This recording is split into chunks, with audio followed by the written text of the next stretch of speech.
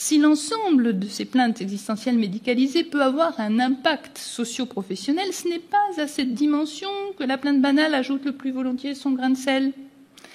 Celle-ci cultive en effet prioritairement le champ privé, où elle sévit avec une application qui fait souvent paradoxalement écho à la grande capacité du plaintif à être positif, promoteur, porteur dans la sphère publique. Avant de préciser encore cette étonnante et insidieuse plainte banale, remarquons la pathomorphose des plaintes existentielles médicalisées que nous venons de citer. La pathomorphose, c'est cette évolution qu'observent les historiens de la médecine de l'expression des troubles, lesquels se modifient, tels les modes vestimentaires, avec les époques. Les plaintes existentielles médicalisées se montrent ainsi au fil des siècles progressivement plus riches en symptômes, plus techniques, souvent plus algiques.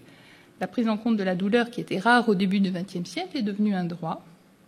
La personne fatiguée, médicalisée, peut s'installer dans une peine à être, dont l'énergie pour en sortir lui paraît bientôt inaccessible, tandis que le handicap généré et l'attention qu'il suscite, voire les droits auxquels il ouvre, peuvent alors l'y conforter. Mais tandis que le mélange subtil entre ces plaintes existentielles et la plainte banale vient en règle figer un peu plus le processus, la plainte banale, quant à elle, est insensible aux variations des catégories médicales auxquelles elle continue d'échapper. Bien que son origine ne soit pas strictement datée, elle semble perdurer à l'identique à travers les époques, éternel retour du même, dont on ne sait si les effets du déclin de l'Église et des autorités que nous évoquions en introduction pourront en avoir un jour raison.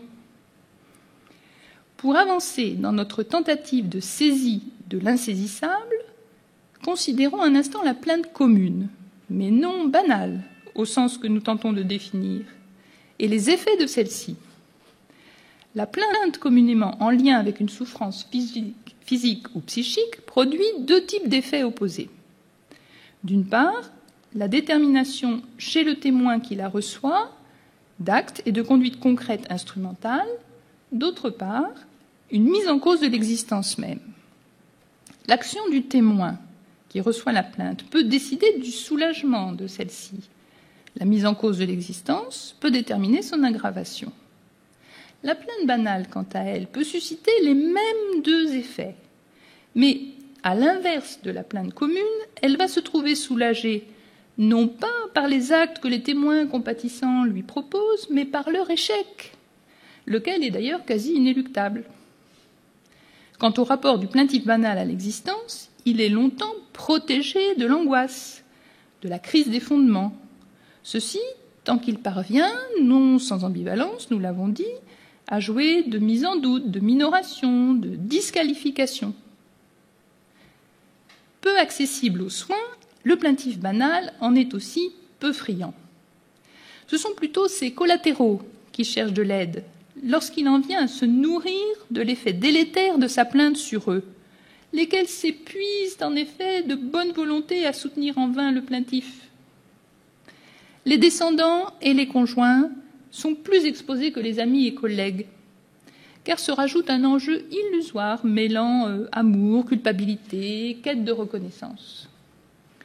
Nous avons atteint ici, vous le sentez, le noyau dur, ou, faut-il dire, la pièce montée des plaintes banales. Le mélange contradictoire de toute puissance et de vulnérabilité du « oui, mais » que nous citions en ouverture emprisonne le plaintif. Dans une annulation de son corps comme de ses sentiments, ainsi que le rappelle François Roustan, le plaintif banal resserre les murs de sa prison et multiplie les « vous n'auriez pas dû, il ne fallait pas », dont les apparences de politesse convenues ne trompent plus avec les années quand le sourire disparaît. Les formules de plainte banale s'adaptent à tous les contextes. On a connu pire. Vivons heureux, vivons cachés. On verra, si possible. Ou encore, toi peut-être, mais moi je ne peux pas. Poussant parfois jusqu'au raffinement. Je t'aurais bien offert ceci, mais ça ne t'aurait pas plu. Je ne peux rien t'offrir. Ou sa variante, ça ne te plaît pas? C'est justement ce que je voulais te donner. Je ne peux rien t'offrir. Cette plainte banale polyvalente et interstitielle, souvent héritée, régulièrement cultivée, péjore le quotidien, étouffe la joie, rabote l'enthousiasme quand elle n'attaque pas le droit des autres à aller bien.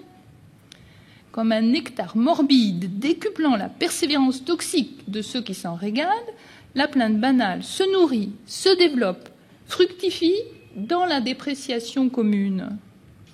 Avec ceci de particulier que, même s'il y ajoute une pincée du négativisme de la névrose freudienne ou une once du nihilisme nietzschéen, l'ingrédient favori du plaintif banal est le nonisme.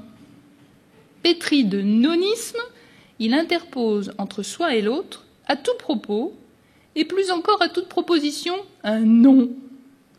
Un non conjonction, interjection, introduction et conclusion, quitte à dire oui, in fine, sur les mêmes sujets.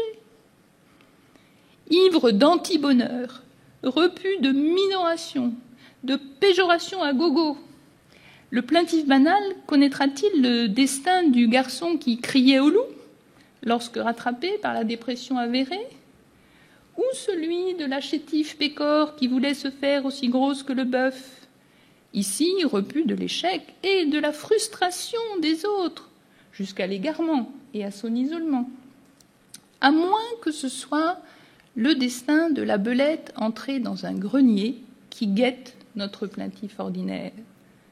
Pour provision, en voici la morale.